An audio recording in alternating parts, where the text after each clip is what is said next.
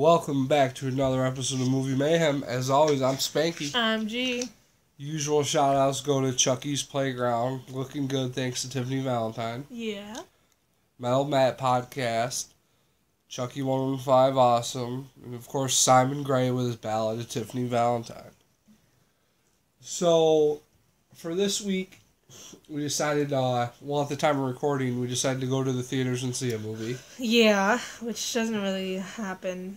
Well, we don't really choose a new movie. Well, we did that with Annabelle. Yeah, but that happened once. And so, for this episode, and it's a sequel, and you don't really need to see the original for it, but it's a sequel to... The Woman in Black. Yeah, and The Woman in Black came out in 2012, and this one's The Woman in Black, Angel of Death.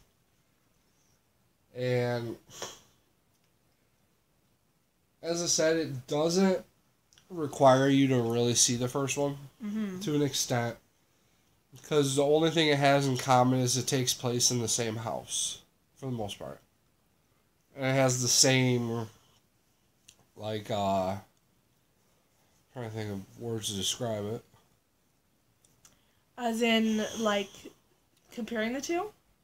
Well, what they have in common. It's the curse of the Woman in Black and, of course, the house in which it takes place is what is common with it. So, I don't know if there's really anyone notable in this one. The first one had Harry Potter in it. Daniel Radcliffe. This one I'm not seeing anything really notable, but... And... The first one took place in... The 1800s, I believe. Yeah, and the Edwardian area. Edwardian era? So, yeah. Early 1900s. So, which is about right. And so this second one... is in 1941. We're right in the middle of the London Blitz in World War II. WW2. It was fucking Hitler. No. The Nazis. Killing Nazis. And, so pretty much what happens, the setup is that Germans bombing the shit out of London. Yeah, so, and that's one thing I liked about the movie, is the portrayal historically of that time was actually really good, and how, people would evacuate to, the London Underground. So, yeah, it opens up with, a group of people underground as fucking London's getting demolished. Yeah, and so and we meet our heroine of the... Heroine? Well... Oh, shut up. You know what I mean by heroine. Her name is Eve. She's a young school teacher. And pretty much the premise of this is they evacuate the town. And they take the children to the house, which is the Eel Marsh house. Yeah. And it's unbeknownst to them, I guess, the legend or whatever. Yeah. Because it's only really known to the people of the village. And obviously they're looking to evacuate and... take the children whose parents cannot keep them safe anymore to a safe place until everything is over, I guess. Yeah, so, I mean, it's at a time where there's the blackout rules are in effect, the cars even have to drive without headlights on. There's a part in there where you find there's a fake airfield that would draw out bombings instead of a real one. Yeah, a decoy, yeah. And, so, it's pretty much Eve with all these dopey-ass kids. Well, no, it's not. There's another woman, who's there, whose husband is it's like a brigadier? Yeah. So, yeah, so a sergeant, I guess, in the military, and so it's Eve and this woman. And there's also a pilot. Who you meet on the train on the way to Marsh. I don't really know what his business is there, but... Well, he was supposed to... Well, he takes cover of the decoy airfield. Yeah. So... Sorry, guys.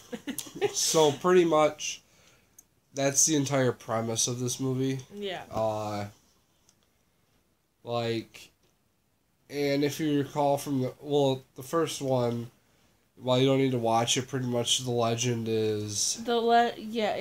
It's basically like this woman who lost her son is cursed, like, is haunting that house, and if any child sees her, then they die by killing themselves. Yeah, and so it takes, it follows in this version, this sequel too, where there's a little boy, Edward.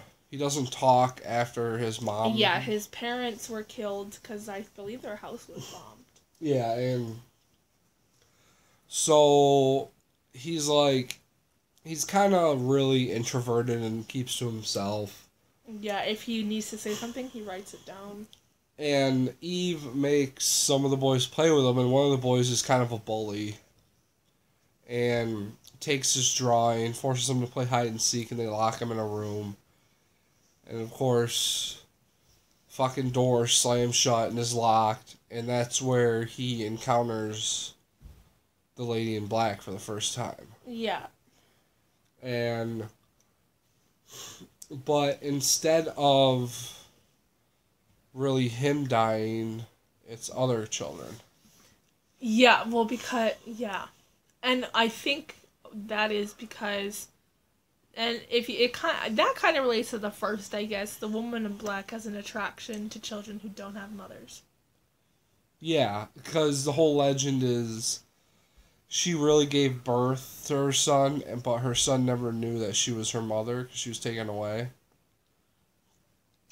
And you kind of learn this throughout a dream sequence that Eve had a baby when she was younger and it was taken away. Because she was unwed and that was a common thing to do back then. And she never found her baby. Yeah. So like there's one kid, the first bully, he kind of in the middle of the night is entranced and he just walks out. And the thing is about this house is it's kind of on its own little island. Yeah. And there's only one winding road, and when the tide comes in, it floods the whole area. Yeah. And it's like in a marsh. So you have to be very careful around the area. And so what happens is that boy he's like entranced and he just you don't really know. I don't know what happened to him. I think you're supposed to believe that he walked in the water and drowned, and then the tide rolled out. Yeah, so, and he's dead, and then, like, there's obviously those typical jump scares where it's the old lady. Yeah. And, on top of that, they go down into the basement because the pilot who's staying with them sees planes flying overhead. So it's like, we gotta go in the basement. Yeah. And you also learn from the pilot he's like terrified of water because his squadron died. Yeah. They drowned. And so when he even sees the tide from like miles away, he freaks out. Yeah.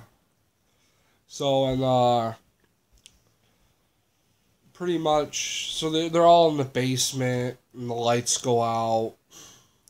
Oh, before one of the girls, she wanders off, she starts following this piece of yarn all the way upstairs, and then she's... Yeah, because she's looking for Edward.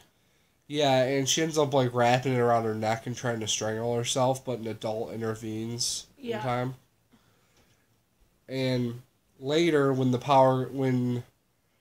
they're all in the basement and shit goes down, the lights go out or whatever, and the same little girl, yeah, she does this thing where what I believe happened is she suffocated herself, but she put on a gas mask, but she put a cloth in it so it doesn't let any air in, and she ends up dying.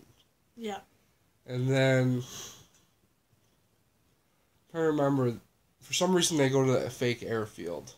Yeah, because it's the pilot leads them there because it's safe. Yeah, it has like a bunker. Yeah.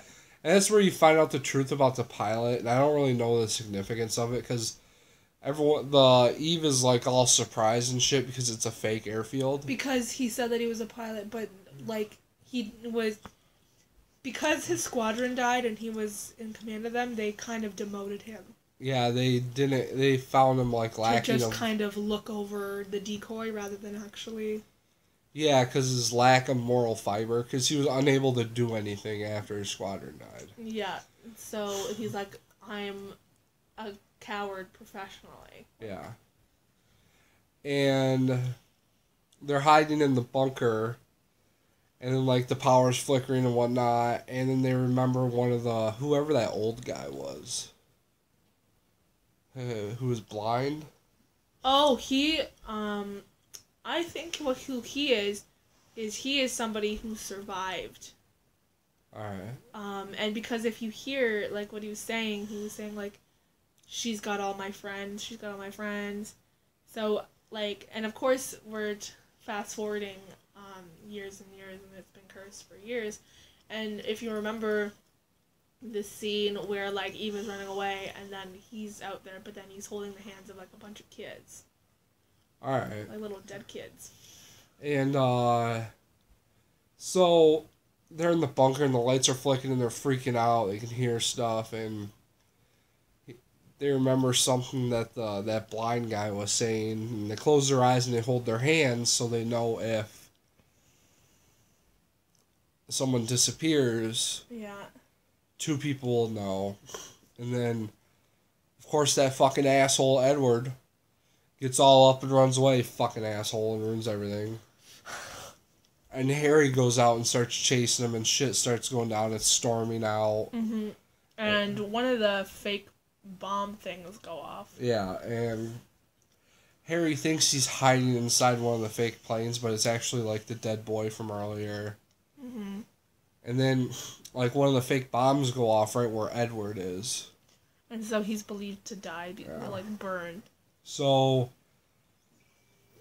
they finally get away from, like, means to get away from all that. But Eve is like, I have to go back to the house. Because she doesn't believe that Edward's actually dead. Yeah. So she goes back to the house by herself. And she's wandering through the house. She finds the dead body of the girl. And then she goes up to the room. Where is there something special about that room? Like, that room is in the first movie, and that was supposed to be like the kids' room, like Nathaniel, which was the woman in black's room, I think. And she gets locked in there, and she can see Edward walking out into the water, toward where Nathaniel died. In the legend, because he walked out into the water. Yeah. And, like, so she's unable to get there, so she's, like, stomping in this hole in the ground and finally escapes. And she gets out there, but as she's walking and wading through the water, all these, like, spirits are pulling her down. And pulling Edward down. And she dives down to grab Edward, and they're both getting pulled down about to die, but then Harry dives in to save them. And pretty much Edward and Eve escape, and fucking Harry just dies. Yeah. They fucking ditch him, fucking bitch. He tells them to go. He was being heroic. He was the Christ-like figure in the movie. So yeah, because she's like his happy thoughts to watch over us. And then Edward starts talking again. Yeah, he says, I'm sorry to Eve. And it's kind of like, it kind of moves on then. Like, time passes, they're back in London. And it's like Edward has become like the adopted son of Eve. And they keep a picture of Harry. And his squadron up on the wall. Yeah, because that's what they were able to get out of the bunker. And then it's like his birthday. Edward's birthday or something, and then... Well, because he drew a lot of pictures, and so Eve gave him, like, a drawing book. And they just kind of walk down through the town, and then it goes back up to the bedroom, to the picture of this Harry. And it cracks, and then you can see the woman in black in the cracked glass. It's like, ugh. Sequel. So yeah, there's probably going to be a third one. Oh yeah. So, and that's pretty much the movie. It's one of those typical ones where there's a lot of jump scares. Mm-hmm. There's a lot of and it's only PG-13, so there's not really any gore, violence, or titties, or... Which isn't always bad, Spanky, but there was a few times in the theater where you're like, fuck that shit. Well, we were the only two people yeah. there, so... Which adds to the experience. Yeah, it does. And, except for every now and then, when the theater people would walk in, stare at you, and then leave. Yeah, so... Overall, For a sequel, I didn't think it was bad because it's not, like, a continuation of the same old story. So, it was pretty good. At a couple moments, it felt really slow. Yeah, the beginning I found was a little bit bland. And it kind of picked up. Yeah, once it got to the house, it was fine. So, it was very interesting. I kind of always dig, like, haunted stuff and kids and horror movies. Yeah. They always make it a little more interesting. So, I would say I recommend it. Maybe not, don't go see it in theaters. Yeah, just wait for it to come out. Yeah, and go and see it. I think you'll enjoy it, especially if you've seen the first one and you enjoyed it. That was not butter for potatoes this time, guys. That was spooky. Whenever we do an episode of a scary movie, there's always someone knocking on the fucking door. Yeah, but it was not butter this time. But anyway, we recommend it. It's a pretty decent flick. It's a little slow, but it really picks up. There's no one famous in it, which I think also helps it. I like that in horror films better than, like... You're not expecting it. Meryl Streep. It's like the only reason I watched the first one was because Harry Potter's in it. So... Really? Yeah. I found the premise interesting. I actually didn't like how Daniel Radcliffe was in it because that's all I can see him as is Harry Potter, not as some That's my problem with him as well. 20-year-old father. That's the thing that took away from it is me for the first one. Grieving his wife. Because I'm expecting him to go, Expelliarmus! Or ride a fucking broom. So, and there's even a train in the second one, the Hogwarts Express. Well, Harry Potter could have just gotten into that flying car and flew over the tide. That's the Weasley's car. That's Them poor bastards. They waste all their money on a fucking flying car and they can't even provide for themselves. What a crock of fucking leeches. That's bullshit, because they got magic that can make up their own food, you know? No, they can't. You can't make up food. Oh, you can. No. Fucking poor ass ginger Weasleys. So mean. But anyway, Lady in Black 2... Woman in Black. I keep saying lady. The Woman in Black 2, Angel of Death. When it comes out on DVD rental, I recommend it. Yeah, definitely. So, we still don't know what we're going to do for next episode. We're going to keep them as surprises. So, just stay tuned. Thank you for listening, and until next time, stay classy. See you later.